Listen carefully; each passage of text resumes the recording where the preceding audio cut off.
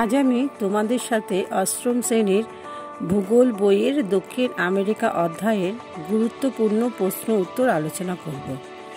তাহলে শুরু করা যাক এক কথায় প্রশ্ন উত্তর। তো প্রথম প্রশ্ন নাম্বার 1, দক্ষিণ আমেরিকার বৃহত্তম হ্রদ কোনটি? উত্তর ম্যারাকাইবো। নাম্বার 2, ভেনেজুয়েলার রাজধানীর নাম কি? উত্তর কারাকাস। নাম্বার 3, আমাজন অববাহিকা কোথায় খনিজ তেল শোধনাগার আছে? উত্তর পেট্রোইকুয়েডরে। নাম্বার 4, বলিভিয়ার পার্বত্য অঞ্চলে অবস্থিত বিখ্যাত হ্রদের নাম কি? উত্তর টিটিকাকা। নাম্বার 5, আমাজন নদীর উৎপত্তি হয়েছে কোন পর্বত থেকে? উত্তর আন্দিজ। নাম্বার 6, পৃথিবীর বৃহত্তম নদী অববাহিকা কোনটি? উত্তর আমাজন। নাম্বার 7, আমাজন অববাহিকার বৃহত্তম শহর কোনটি? উত্তর বেলেম। নাম্বার 8, পৃথিবীর বৃহত্তম সাপ কোনটি? উত্তর অ্যানাকোন্ডা। নাম্বার 9, পম্পাস তৃণভূমির পূর্বে কোন মহাসাগর অবস্থিত? আটলান্টিক।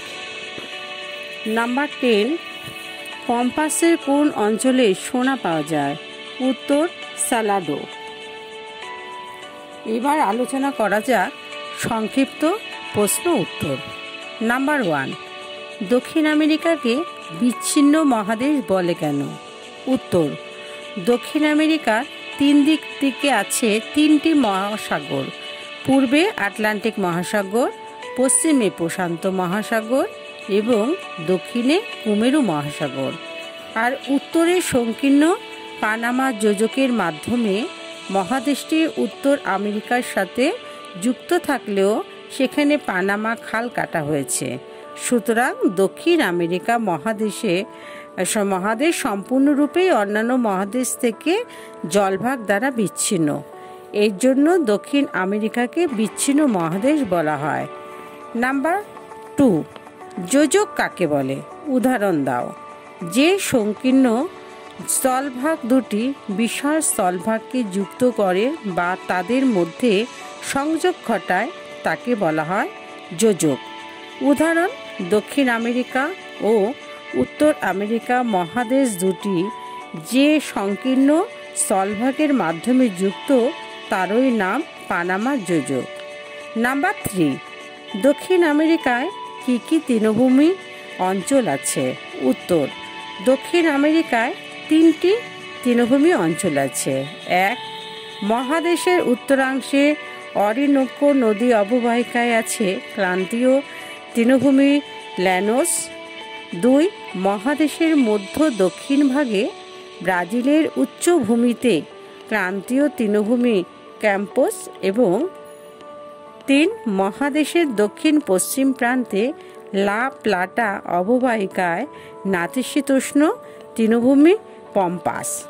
নাম্বার 4, দক্ষিণ আমেরিকার দক্ষিণ বাহিনী নদীগুলির নাম কি? উত্তর দক্ষিণ আমেরিকার দক্ষিণ পূর্ব অংশের নদীগুলি বেশিরভাগই দক্ষিণ বাহিনী। এই নদীগুলির মধ্যে অন্যতম হল পারানা, প্যারাগুয়ে, সালাডো, রিও গ্র্যান্ডি ও উরুগুয়ে। নাম্বার 5, কর্ডিলেরা কাকে বলে? উদাহরণ দাও। কর্ডিলেরা কথাটির অর্থ শৃঙ্খল, অর্থাৎ যখন কোনো সুদীর্ঘ পর্বতমালায় অনেকগুলি সমান্তরাল পর্বত শ্রেণী থাকে এবং সেগুলির মাধ্যমে একটি শৃঙ্খলের মতো অবস্থার সৃষ্টি হয় তাকে বলা হয় কর্ডিলেরা। উদাহরণ, আন্দিজ কর্ডিলেরা। দক্ষিণ আমেরিকা মহাদেশের আন্দিজ পর্বতমালায় কয়েকটি সমান্তরাল পর্বত শ্রেণী আছে, যেমন মাঝখানে সেন্ট্রাল কর্ডিলেরা পর্বতশ্রেণী, পশ্চিমে অক্সিডেন্টাল পর্বতশ্রেণী, পূর্বে ওরিয়েন্টাল পর্বতশ্রেণী। এগুলির মাধ্যমে ওখানে শৃঙ্খলের মতো অবস্থা সৃষ্টি হয়েছে বলে আন্দিজকে কর্ডিলেরা বলা হয়।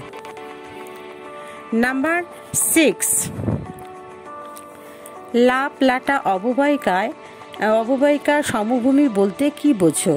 উত্তর, দক্ষিণ আমেরিকার দক্ষিণ পূর্ব তথা দক্ষিণাংশের সর্বাধিক গুরুত্বপূর্ণ নদীটির নাম লা প্লাটা। এই নদীটির অববাহিকায় উত্তর দক্ষিণে বিস্তৃত একটি সমভূমি আছে। বলিভিয়া, প্যারাগুয়ে, উরুগুয়ে ও আর্জেন্টিনার কতকাংশ নিয়ে গঠিত এই সমভূমিটিকেই লা প্লাটা অববাহিকা সমভূমি বলা হয়। নাম্বার 7, এস্টানসিয়া কি? উত্তর, দক্ষিণ আমেরিকার পম্পাস তৃণভূমি পশুপালনের জন্য বিখ্যাত এবং এই তৃণভূমিতে গবাদি পশু, মেষ, শূকর প্রভৃতি প্রতিপালন করা হয়। পম্পাসের পূর্ব ভাগে বৃষ্টিপাত একটু বেশি হয় বলে ওখানকার তৃণগুলি একটু বড় এবং এর জন্য ওখানে প্রধানত গবাদি পশু প্রতিপালন করা হয়। পম্পাস তৃণভূমির ওইসব বৃহদাকৃতি গোচারণ ক্ষেত্রগুলিকে স্থানীয় ভাষায় এস্টানসিয়া বলা হয়। নাম্বার 8, টিটিকাকা হ্রদ সম্পর্কে কি জানো? উত্তর, টিটিকাকা পৃথিবী এবং দক্ষিণ আমেরিকার উচ্চতম বৃহত্তম হ্রদ। এর বৈশিষ্ট্য হলো, এর কতগুলি বৈশিষ্ট্য রয়েছে, সেগুলি হলো: নাম্বার 1, এটি সমুদ্রপৃষ্ঠ থেকে প্রায় 3812 মিটার উঁচুতে অবস্থান করছে। নাম্বার 2, এই হ্রদের গড় গভীরতা প্রায় 140 থেকে 180 মিটার। নাম্বার 3, এটি পেরু ও বলিভিয়ার সীমান্তে অবস্থান করেছে। নাম্বার 4, এই হ্রদ থেকে দেশাগুয়াদেরও নদীর সৃষ্টি হয়েছে। নাম্বার 5, এটি নৌ পরিবহন যোগ্য হ্রদ। নাম্বার 9 প্রশ্ন, আমাজন নদীর মোহনায় জলের লবণতা কম কেন? উত্তর, আমাজন নদী বিপুল পরিমাণে জল বহন করে। ওই স্বাদু জল যখন সমুদ্রে পড়ে তখন মোহনার কাছে সমুদ্রের লবণতা অনেকটা কমে যায়। প্রতি মুহূর্তে বিপুল জলরাশির সমুদ্রে পতন মোহনার কাছে সমুদ্র জলের লবণতার পরিমাণকে কমিয়ে দিয়েছে। নাম্বার 10, সেলভা অরণ্যকে পৃথিবীর ফুসফুস বলে কেন? উত্তর, সেলভা অরণ্য পৃথিবীর সর্ববৃহৎ ক্রান্তীয় অরণ্য এবং এর আয়তন প্রায় 5.5 লক্ষ বর্গ কিমি। এটি ব্রাজিলের 60% স্থান দখল করে আছে। এই বিপুল পরিমাণ বনভূমি সারা পৃথিবীর 20% অক্সিজেন যোগান দেয় বলে সেলভাকে পৃথিবীর ফুসফুস বলা হয়। নাম্বার 11, দক্ষিণ আমেরিকার আবিষ্কারক পর্যটকের নাম উল্লেখ করো এবং কার নামানুসারে এই মহাদেশের নামকরণ করা হয়েছিল? উত্তর, 1498 খ্রিস্টাব্দে ইতালির পর্যটক ক্রিস্টোফার কলম্বাস এই মহাদেশ আবিষ্কার করেন। পঞ্চদশ শতাব্দীর শেষের দিকে পর্তুগিজ নাবিক আমেরিগো ভেসপুচির অভিযানের সময় তার নামানুসারে এই মহাদেশের নামকরণ করা হয়। নাম্বার 12, সমুদ্রস্রোত কিভাবে এই অঞ্চলের জলবায়ুকে প্রভাবিত করে? উত্তর, ব্রাজিলের দক্ষিণ পশ্চিম উপকূল দিয়ে প্রবাহিত শীতল হামবোল্ট স্রোত বা পেরু স্রোতের কারণে এই অংশের আবহাওয়া শীতল ও শুষ্ক থাকে। অন্যদিকে পূর্ব উপকূল দিয়ে প্রবাহিত উষ্ণ ব্রাজিল স্রোতের প্রভাবে পূর্ব উপকূলে বৃষ্টিপাত বেশি হয়, আবহাওয়া উষ্ণ ও আর্দ্র থাকে। আজ এই পর্যন্ত।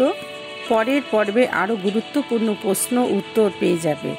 তোমাদের আজকের ভিডিওটি কেমন লেগেছে তা কমেন্টের মাধ্যমে জানিও।